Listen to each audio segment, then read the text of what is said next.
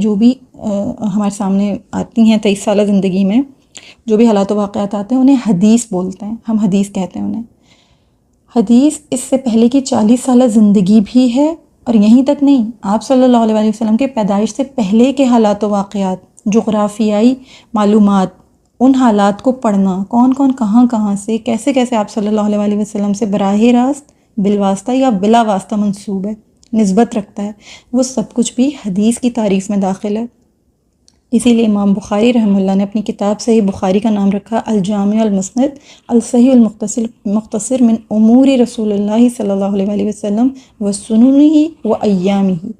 یعنی سننہ سے مراد ان کی سنتیں، اور وہ ایامہ وہ تمام حالات، وہ تمام ایام جن سے نبی اکرم صلی اللہ علیہ وسلم بالواسطہ یا بلا واسطہ منسوب رہے ہیں، جن اقوام سے بلا واسطہ یا بالواسطہ منسوب رہے ہیں، یہ تمام حدیث کی تاریخ میں داخل